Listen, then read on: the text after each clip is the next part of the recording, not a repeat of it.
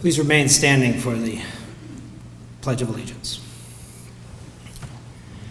I pledge allegiance to the flag of the United States of America and to the republic for which it stands, one nation, under God, indivisible, with liberty and justice for all. Color guard, post the colors.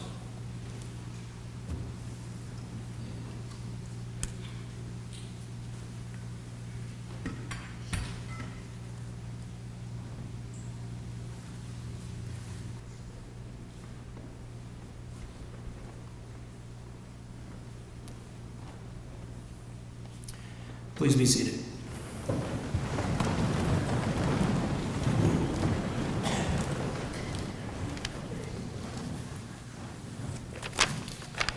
On behalf of the congregation here at United First Parish Church, I want to welcome everybody to this wreath-laying ceremony, presidential wreath-laying ceremony in honor of John Adams' birthday. And John Adams was a lifetime member here. And I should mention before that, though, that this particular ceremony goes back to the time that Lyndon Johnson was president. And so now, President Trump is the 10th president that has so honored John Adams. And I should also mention, too, from the very beginning, the Navy has always represented John Adams, the president for John Adams' ceremony here, because John Adams was president when the Navy was officially formed. And incidentally, of the 10 presidents that have been involved in this, 5 of them actually served the United States Navy. And on top of that, Charles Francis Adams was the Secretary of the Navy in the Hoover administration. So there is a tie there to the Navy. And as I said, John Adams was a lifetime church member here. He was baptized on October 26, 1735, by the Reverend John Hancock. And the funeral was presided over by Reverend Peter Whitney on July 4th, 1826. And probably a good summation of John Adams. Louisa Catherine Adams, the wife of John Quincy Adams, in 1831 said this about her father-in-law: "Among all the great characters it has been my lot to meet, I have never met with a mind of such varied powers, such acute discrimination, and so intrinsically sound. Everything in his mind was rich and true." And then William Parsons Lunt, who was the minister during our 200th anniversary in 1839, said, "He fell asleep in an honored old age, with glad shouts in his ears of a nation he had helped to redeem." And Daniel Monroe Wilson, minister during our 250th anniversary in 1889, said, "This church proudly claims him, perceives his original mental force, his moral independence and fervor with his centuries of teachings." And Sheldon Bennett, who was a minister during our 350th anniversary in 1989, said, "He would no doubt wish to include himself in the larger congregation of all those who hold as basic values worth and dignity." And probably this quote from John Adams, I think, maybe sums up today's world. He said, "The essence of a free government consists of effective control of rivalries." And maybe that's something we should think of today. And incidentally, when John Adams died on July 4th, 1826, there was a John Marsden who wrote John Quincy Adams that when his father died, there was a bolt of lightning, a clap of thunder shook the house, and a splendid rainbow arched over the heavens. And if it isn't true, it probably should be. And so happy birthday, John Adams. And we're proud that you're a member of the United First Parish Church. Now, something else before I just want to point something else out. This is the last wreath-laying ceremony for our Director of History and Visitors Program, Bob Damon. And so I want to thank him, for really doing a good job, working hard all these times. Now, he isn't going far away. He's going across the street. And he is now going to be really sort of supervising I guess we'd call it the historic resources of the city. And so I'm sure he'll do a good job. And really, the city's gain is our loss, or our loss is the city's gain, whichever way you want to put it. So anyway, I just want to once again thank everybody for being here. Now, we are in our 380th year. And so the Reverend Rebecca Froome is our 24th minister. And so she is now going to give the invocation.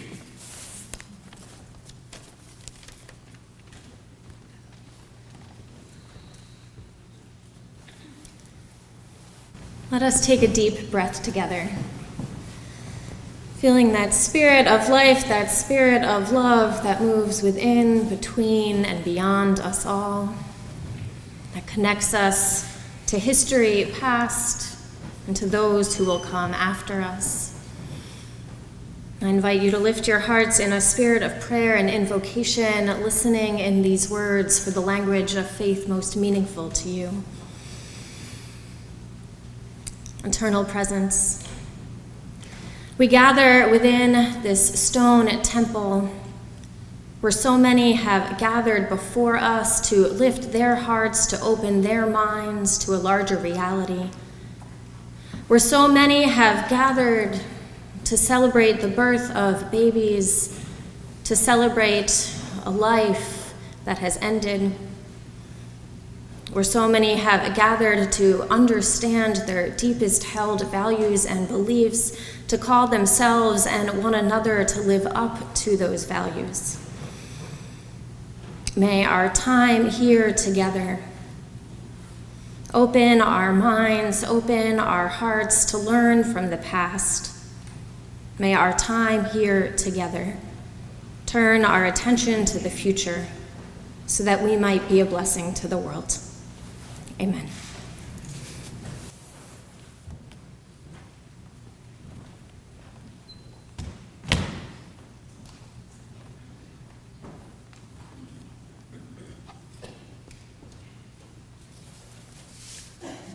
Good afternoon. I wrote the sonnet 1 year after my father's death, for his birthday, October 30, 1827 is when I wrote it. Day of my father's birth, I hail thee yet. What though his body moulders in the grave, yet shall not death the immortal soul enslave. The sun is not extinct, the orb has set, and where on earth's wide ball shall man be met, while time doth run, but from thy spirit brave, shall learn to grasp the boon his Maker gave, and spurn the terror of a tyrant's threat. Who but shall learn that freedom is the prize, man still is bound to rescue or maintain, that nature's God commands the slave to rise, and on the oppressor's head to break the chain. Roll years of promise, rapidly roll round, till not a slave shall on this earth be found. Thank you.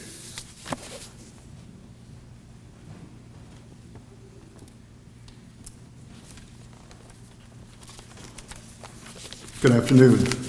I'm Ed Fitzgerald from the Historical Society. Mayor Koch regrettably was unable to be here at the last moment today and asked me to represent him. So on behalf of the mayor, and I want to express the City of Quincy's pride in being able to honor John Adams today.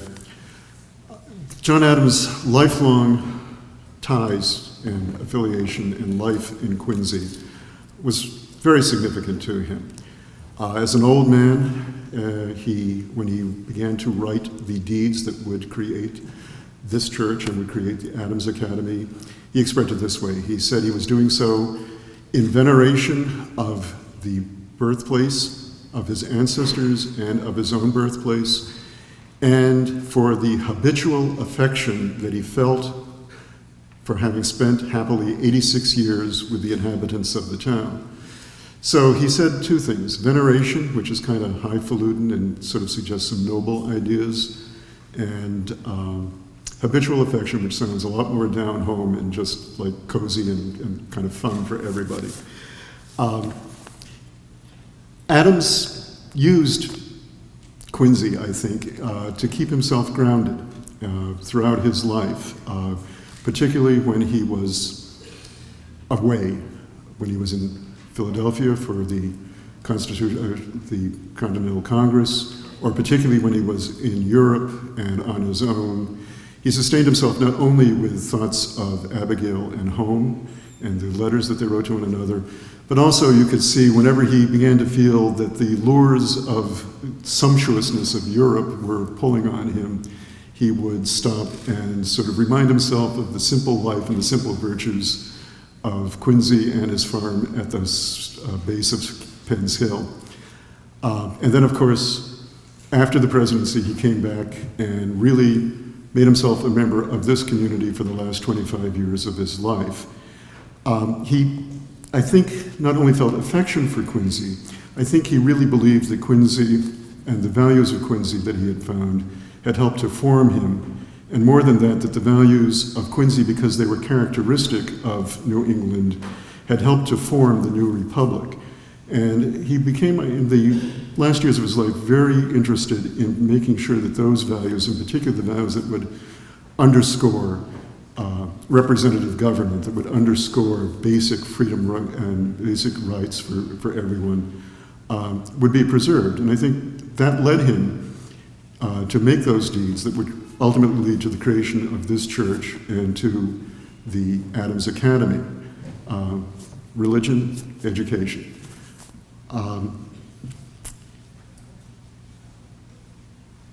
So he kept faith with Quincy, and I think Quincy has kept faith with him for all the years and all the changes that have come to this community since his death.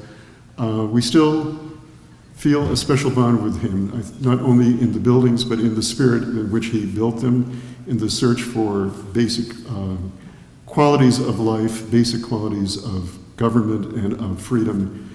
We remain true to him here, and I think he still holds a special place in the hearts of Quincy people. So, on behalf of Mayor Koch and the city of Quincy, our habitual affection to President John Adams. Thank you.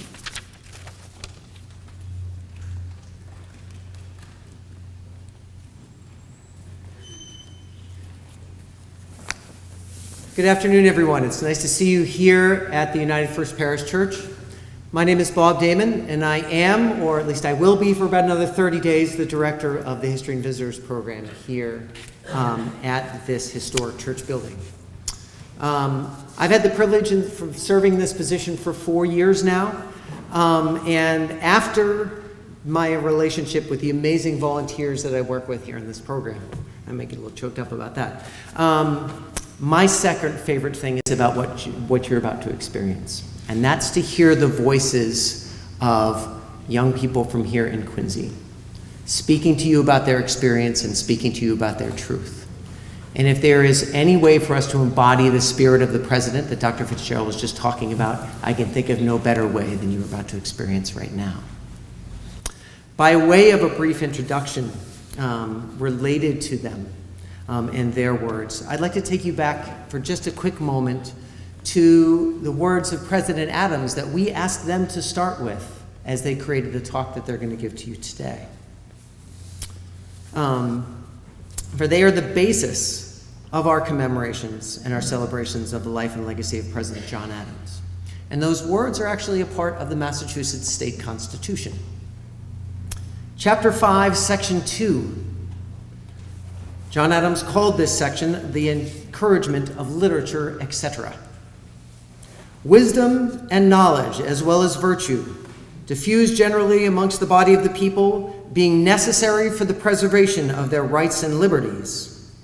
And as these depend on spreading the opportunities and advantages of education in the various parts of the community and among the different orders of the people, it shall be the duty of legislatures and magistrates in all future periods of this Commonwealth to cherish the interests of literature, the sciences, and all seminaries of them, especially the University at Cambridge, Harvard guy, public schools and grammar schools in towns, to encourage private societies and public institution rewards and immunities for the promotion of agriculture, arts, sciences, commerce, trades, manufactures, and a natural history of the country, to countenance and inculcate the principles of humanity and general benevolence, public and private charity, industry, frugality, honesty and punctuality in their dealings, sincerity, good humor, and all social affections and generous sentiments amongst the people.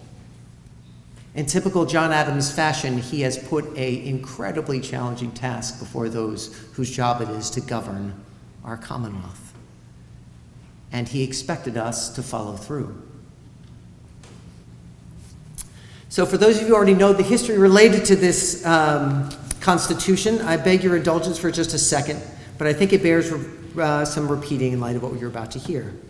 In the fall of 1779, John Adams, Samuel Adams, and James Bowdoin were selected as the drafting committee for the new Constitution. I believe Mr. Adams, who's here with us today, will be telling us more about that. Samuel Adams and James Bowdoin promptly turned around and nominated John Adams to write the whole thing. In his words, John Adams called himself a subcommittee of one. The Massachusetts State Constitution is the oldest working constitution in the world.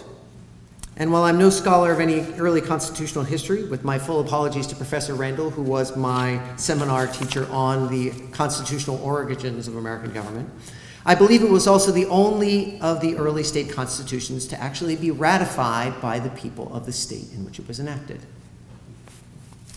It would also be a very important blueprint and model for the United States Constitution, drafted just 7 years later. All right, but I'm getting off topic of what I wanted to say today. The emphasis upon the importance of education as a fundamental obligation of our democratic government was neither new or unique. Many other state constitutions highlighted in similar ways to Massachusetts. However, the end result of John Adams and his Committee of One also means that we have a uniquely Adamsian perspective on the topic. As we'll hear later in the ceremony, education and the importance of knowledge were regular themes in the dialogue of the letters between John and Abigail Adams. And in his larger role as one of the voices standing in opposition to British rule in the colonies, the access to knowledge was at the heart of many of the basic violations of natural rights that undermined the legitimacy of British rule, according to John Adams. And while there are many examples from his public writings of that opposition, I'd like to refer back to John Adams' 1765 dissertation on feudal and canon law. I know you all have read it. It's a very exciting topic. The excerpts that follow are part of John Adams' public and legal response to the Stamp Act. And in it, he wrote in 1765, "Be it remembered, however, that liberty must at all hazards be supported. We have the right to it derived from our Maker. But if we had not, our fathers have earned and bought it for us, at the expense of their ease, their estates, their pleasure, and their blood. And liberty cannot be preserved without a general knowledge amongst the people, who have the right from the frame of their nature to knowledge, as their Creator, who does nothing in vain, has given them understandings and a desire to know. But besides this, they have a right, an indisputable, unalienable, and indefensible divine right to that most dreaded and envied kind of knowledge. I mean of the characters and conduct of their rulers." But it seems manifest from the Stamp Act itself that the design is informed to strip us in a general measure of the means of knowledge by loading the press, the colleges, and even an almanac and a newspaper with restraints and duties, and to introduce the inequalities and dependencies of the feudal system, by taking from the poorer sort of people all their little sustenance and conferring it upon a set of stamp officers, distributors, and their deputies. So we see from the very earliest times John Adams' emphasis, both in his private and public life, on the importance of knowledge and its essential role in the function of a democracy and in an expression of the natural rights manifest in each one of us as human beings. So coming back to the present and to our three featured speakers today, I ask you, as they share their truths and their experiences with you with regard to education and whatever else they brought with them today, that you consider them in the spirit of the words of our state constitution, and consider wisdom and knowledge as well as virtue diffused generally amongst the body of the people, and the opportunities and advantages that the education system we have come to take for granted in our nation is anything but. So, as well as the government of the Commonwealth of Massachusetts, the legislative and executive branch of power shall be placed in separate departments, and to that end, might it be government of laws and not of men. I want to thank you again for being here, and hope you enjoy the talk of our students as much as I will. Thank you.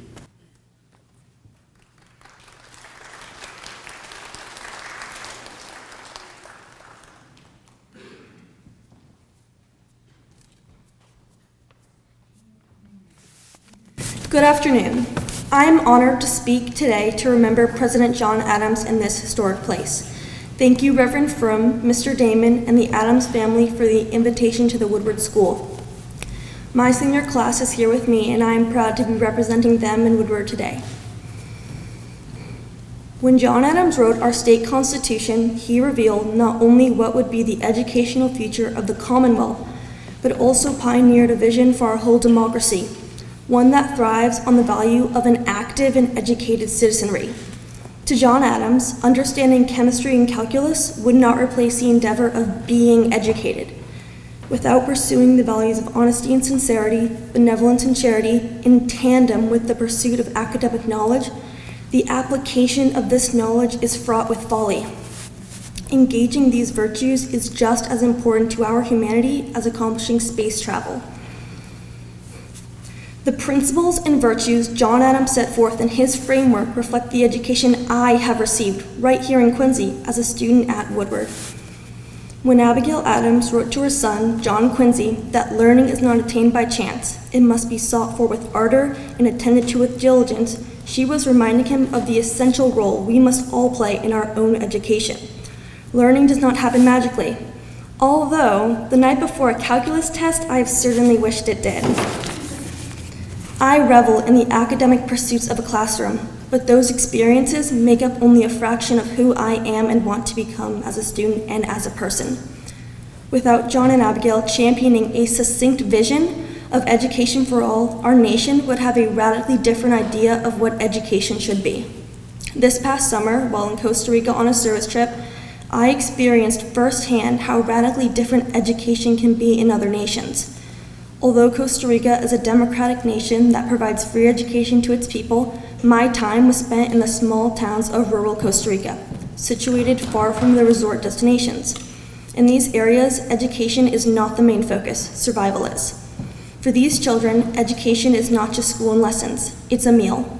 In the rural areas, food is not as plentiful as it is here, and parents cannot always give their children 3 meals a day. Sometimes they struggle to provide even one. When parents bring their children to school, it is not only to learn, but to ensure that their child will be fed.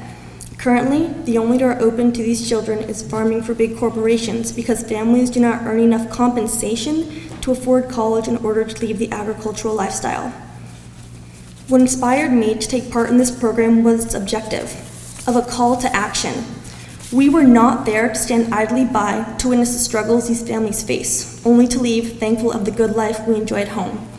We were there to facilitate the true work of the organization, to proactively enrich these towns with volunteerism, working on environmental projects, and spending time with community organizers, problem solvers, passionate about engaging the community in more sustainable practices. I believe this is the outcome that John Adams intended when he wrote Section 2, Paragraph 6 of our state constitution. Promote the academics, support and instill a virtuous value system in our youth so that we can identify the issues of our day and create the change in order to move society forward. Today, as students educated in Massachusetts, we stand up, pledging to be the best of our democracy. In Quincy, we are fortunate to be educated in the shadows of where the Adams is called home, where Abigail taught herself to keep the farm and taught a young John Quincy the virtues of being an independent, lifelong learner, where John Adams drafted the words that molded the minds and democratic character of over 2 centuries of people, including each of us here today. Together, we can follow their examples in the classroom and in the streets to be a people who strive for honesty and sincerity, civil engagement, and teach others to do the same. Thank you.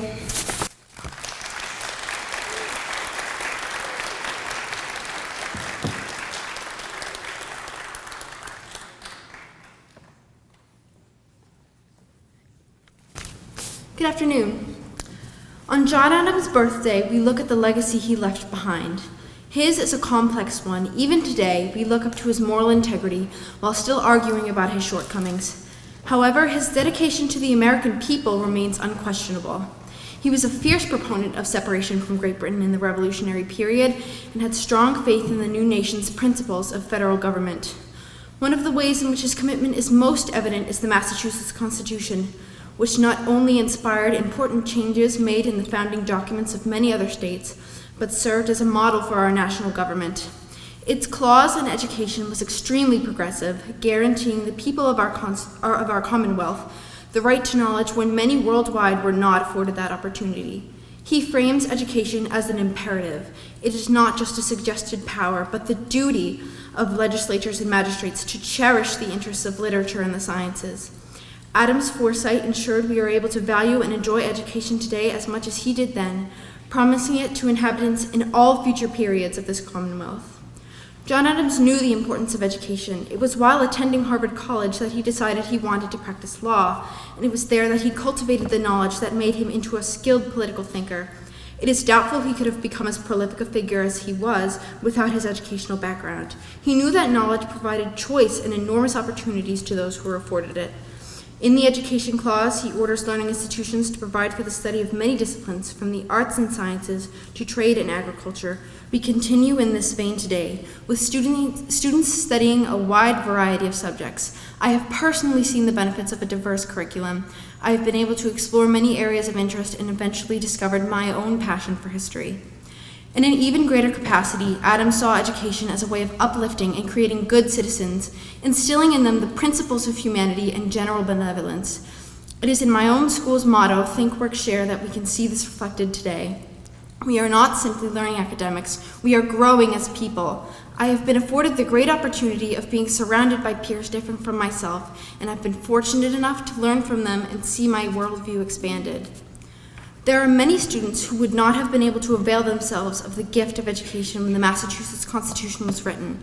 However, the beauty of the document is that it holds true even today, in a society vastly different than the one in which it was written. The basic principle that we all have a right to improve ourselves through education has carried on as a cornerstone of our beliefs, infused in the very DNA of our state. 254 years ago, in a dissertation on the canon and feudal law, Adams called on the American people to dare to read, think, speak, and write. He calls just as strongly to us today with a clause of our Constitution that has certainly stood the test of time. To become educated is an act of daring. To learn how to engage with the world and with each other with the virtues of honesty, sincerity, and generous sentiments is daring. In a world as quick-moving and complex as ours, to honor and remember our past is daring. Thank you.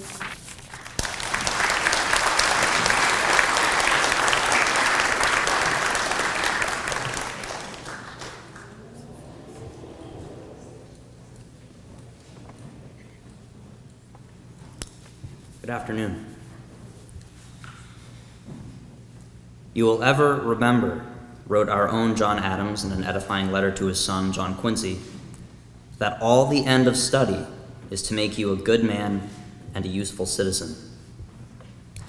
There is in fact much fatherly wisdom imparted unto young John Quincy by means of letters, because his father was separated from his family for months and even years at a time by the pressing and urgent business of the new nation which he'd helped found. As Adams himself wrote, I must study politics and war that my sons may have liberty to study mathematics and philosophy. We are, in a sense, those sons and daughters who have that liberty in today's America.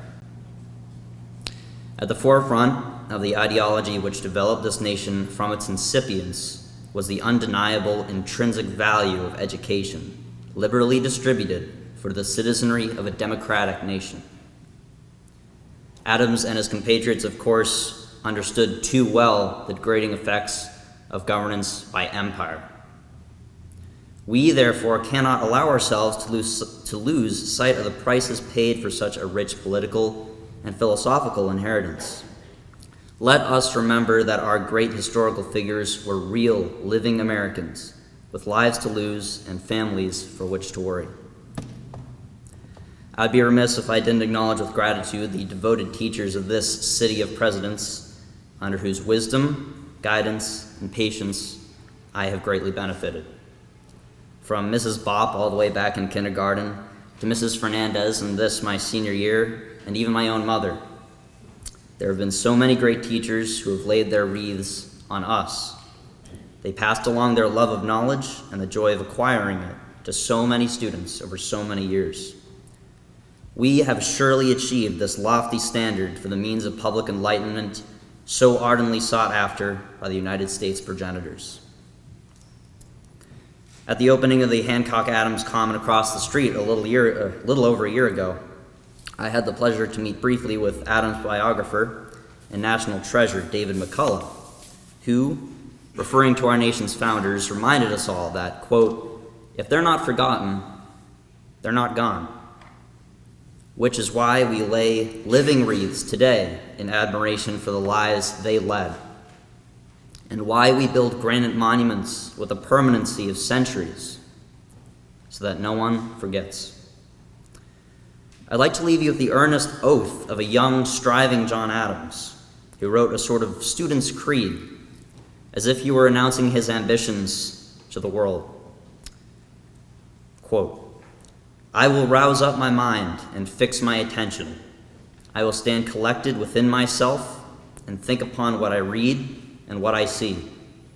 I will strive with all my soul to be something more than persons who have had less advantages than myself. And so, in order that I may always try to be worthy of the sacrifices of our founding generation, to whom we owe so much, I pledge to myself and to my community that I will strive to embody these scholarly virtues. Thank you.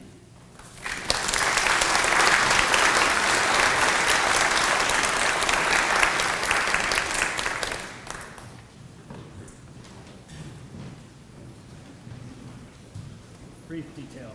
Post.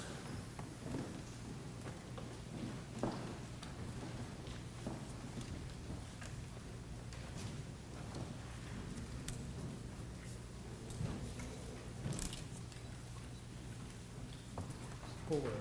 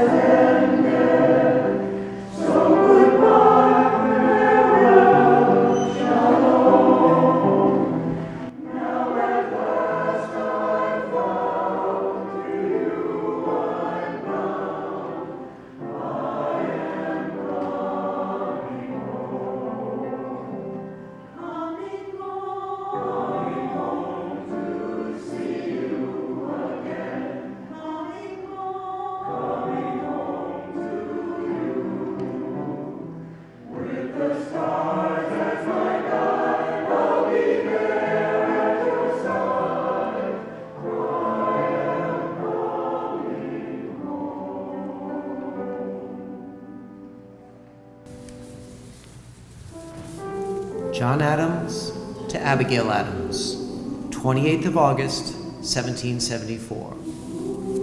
The education of our children is never out of my mind. Train them to virtue, habituate them to industry, activity, and spirit. Make them consider every vice as shameful and unmanly. Fire them with ambition to be useful. Make them disdain to be destitute of any useful or ornamental knowledge or accomplishment. Fix their ambition upon great and solid objects, and their contempt upon little, frivolous, and useless ones. It is time, my dear, that you begin to teach them French. Every decency, grace, and honesty should be inculcated upon them. Letter from Abigail Adams to John Adams, 1776. You complain of neglect of education in sons. What shall I say with regard to daughters who every day experience the want of it? With regard to the education of my own children, I find myself soon out of my depth and destitute and deficient in every part of education. I most sincerely wish that some more liberal plan might be laid and executed for the benefit of the rising generation, and that our new Constitution may be distinguished for learning and virtue. If we mean to have heroes, statesmen, and philosophers, we should have learned women. The world perhaps will laugh at me and accuse me of vanity, but you, I know, have a mind too enlarged and liberal to disregard the sentiment. If much depends, as is allowed, upon the early education of youth, and the first principles which are instilled take the deepest root, great benefit must arise from literary accomplishments of women.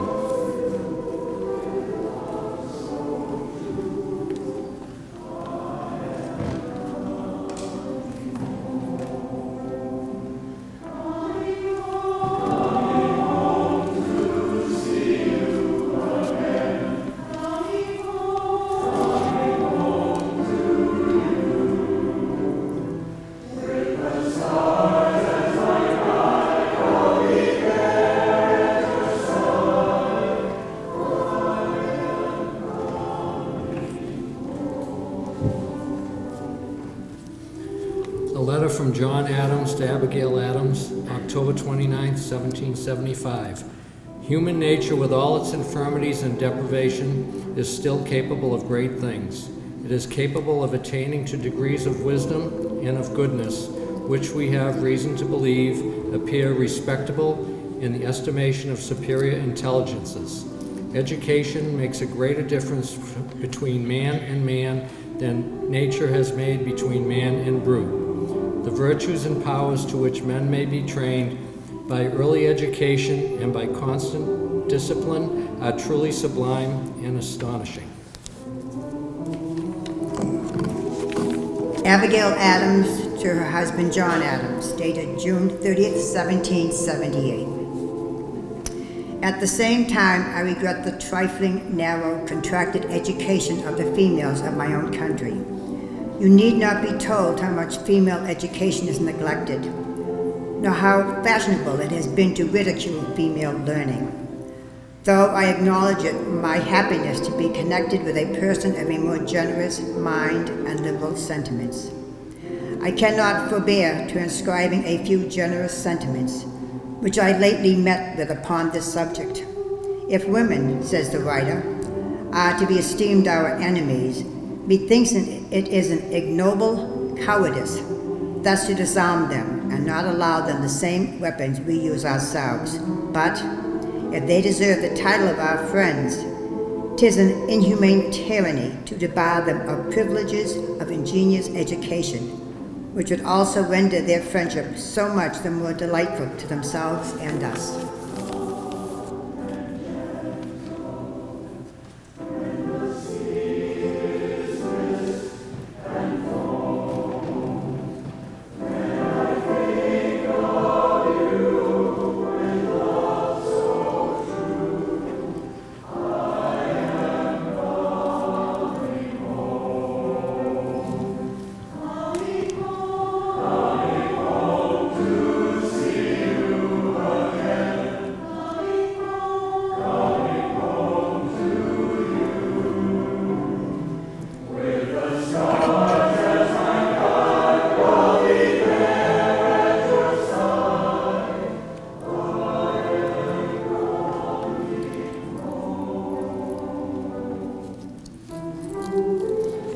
John Adams to Abigail Adams, June 29th, 1777. Tell Mr. John that I am under no apprehensions about his proficiency in learning. With his capacity and opportunities, he cannot fail to acquire knowledge. But let him know that the moral sentiments of his heart are more important than the furniture of his head. Let him be sure that he possesses the great virtues of temperance, justice, magnanimity, honor, and generosity. And with these added to his parts, he cannot fail to become a wise and great man. Does he read the newspapers? The events of this war should not pass unobserved by him at his years. My dear daughter's education is near my heart. She will suffer by this war as well as her brothers, but she is a modest and discreet child, has an excellent disposition as well as understanding. Yet I wish it was in my power to give her the advantages of several accomplishments, which it is not. Letter from Abigail Adams to John Adams, January 4, 1795. There is, however, more attention paid to the education of females in America within these last 15 years than for a whole century before, and the rising generation will be benefited by it. We may hope to see the united efforts of parents exerted toward the improvement and cultivation of the minds and morals of their offspring, regardless of the sex, affording to each an education to qualify them to move with honor and dignity in their proper sphere.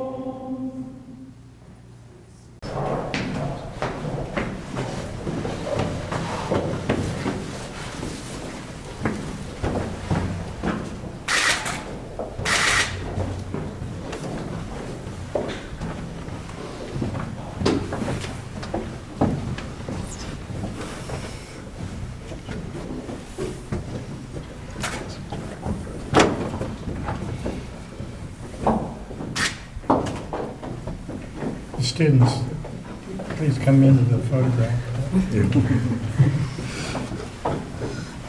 You're the future of education.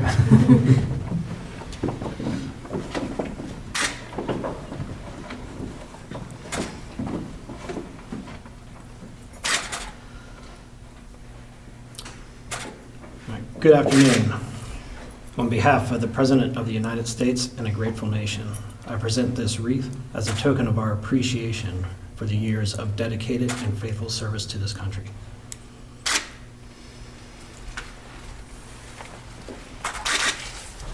If we could rest our hands on the tomb. Return to that breath. We lay this wreath with gratitude for the life and legacy of John Adams. May he continue to rest in peace, and may the work that he began continue to inspire us. Amen.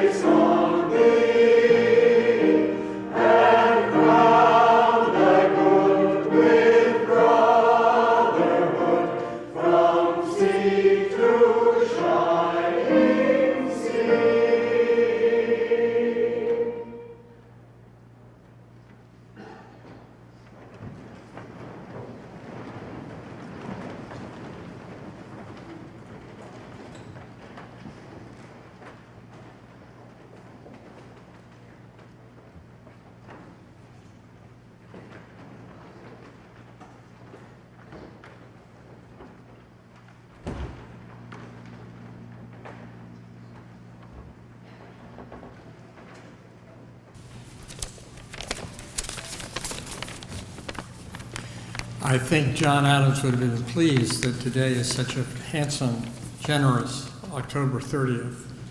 Maybe we'll be kind to each other going forward. Today we recognize John Adams' birthday. I've been asked to focus on the role of education in his life. It is a delight to focus on such a rigorous discipline, nor a difficult task, as most of what John accomplished he credited to books, thought, and deliberative actions. Always opinionated, he respected intelligent opposition. Therefore, our shared challenge is more a question of editing. Today, I'll review what John Adams accomplished in only 3 months in 1779 when he was 44 years old. How was Quincy involved? The events which framed our democratic culture that were of John Adams's creation were all crafted within walking distance of this historic center and our meeting today. In Quincy, 240 years ago, John wrote the Massachusetts Constitution, proposed the American Academy of Arts and Sciences, and from Braintree's coast prepared to return to France to negotiate a peace treaty with England in 1779. He had been home for 4 months. Amidst John's obliged appointments and foreign assignments, the event that literally governs us, the Massachusetts Constitution, was composed in a small farmhouse here in Quincy by John alone. The 250 delegates of the Massachusetts Constitution met in the First Church of Cambridge on September 1st, 1779, in the corner of Harvard Yard, where they appointed a committee of 3, John, Samuel Adams, and James Bowdoin, president of the convention. These three devolved to a committee of one. John alone wrote our Constitution in 2 months. It was ratified in another month. The Constitution of the Commonwealth of Massachusetts is the oldest functioning written constitution in the world. It is notable also as the first to guarantee public education. In Section 2 of Chapter 6, a paragraph headed "The Encouragement of Literature, etc., which is like no other declaration to be found in any constitution ever written until then or since." In it, we hear John's voice. Bob has written some of this, but what I will emphasize is the last few sentences and the spirit and the generosity of character which imbues them with interest, human interest. To encourage private societies and public institutions, rewards and immunities for the promotion of agriculture, arts, sciences, commerce, trades, manufactures, and a natural history of the country. To countenance and inculcate the principles of humanity and general benevolence, public and private charity, industry and frugality, honesty and punctuality in their dealings, sincerity, good humor, and all social affections and generous sentiments among the people. We may wish for a world as such.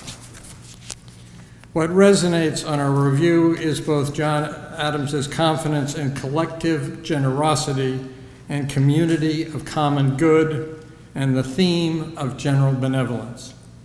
For himself, he stated, "I must study politics and war that my sons may have liberty to study mathematics and philosophy. My sons ought to study mathematics and philosophy, geography, natural history, naval architecture, navigation, commerce, and agriculture in order to give their children a right to study painting, poetry, music, architecture, statuary, tapestry, and porcelain." As someone who spent his life both teaching in architectural schools and practicing architecture in New England, I bespeak that latter clause. John appears to recognize his sons. Given the role of Abigail as his beloved life partner, and mindful of the women who are at least one half of the assembly here today, I'll close with words of Abigail. John's intent in the Massachusetts Convention was to touch us all. Abigail would have sought to include all citizens also. When her oldest son, John Quincy, at first resisted his father's request that JQA return with him to Europe that October, Abigail wrote JQA, then 14, this inspiration: "There are times in which a genius would wish to live. It is not in the still calm of life or the repose of Pacific Station that great characters are formed. The habits of a vigorous mind are formed in contending with difficulties. Great necessities call out great virtues. When a mind is raised and animated by scenes that engage the heart, then these qualities, which would otherwise lay dormant, wake into life and form the character of the hero and the statesman." So were Abigail and John bounded and bonded for a lifetime. John succeeded. It is telling that his son, John Quincy, protected and fostered the Smithsonian Institution, that his grandson, Henry Adams, was the first American scientific historian. Fittingly, Henry is best known for his book, The Education of Henry Adams. Amongst many of us here today, the magic of education adds luster to our lives. May it so endure. Thank you.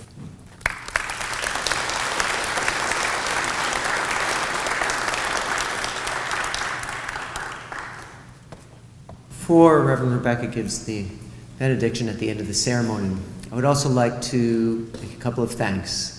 First, to the volunteer guides who provide tours to over 12,000 people each year here in this building, 7 months a year. It is a level of dedication that I have not seen anywhere else in my career, and one that I will always be proud to be a part of. So thank you.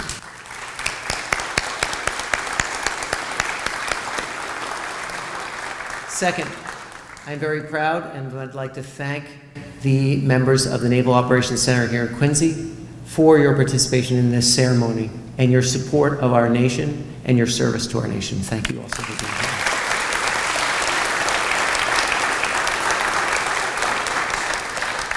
Another one of the things I love about the presidential wreath-laying ceremonies is the music. And so, to the Quincy Choral Society and to the United First Parish Church's music director, Norman Corey, I also thank you very much for your presence in the time here. And Joshua, thank you. Today was very special. That combination of song and spoken word I thought was very moving. So thank you.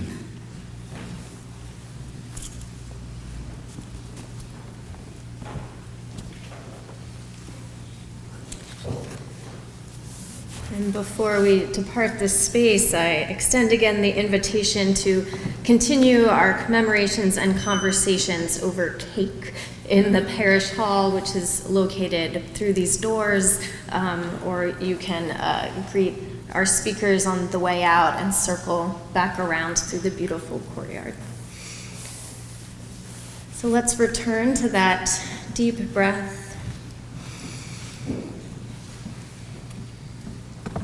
Spirit of life and love, we have gathered today in gratitude to celebrate the birth, to remember the life of President John Adams, to remember his legacy of education.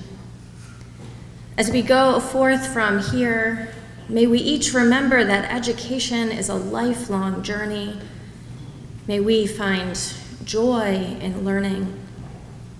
May we support and encourage one another in pursuit of this gift of education. May our minds continue to expand, and may our lives continue to be informed by the highest ideals that we have shared with our ancestor, John Adams. May we go in peace. Amen.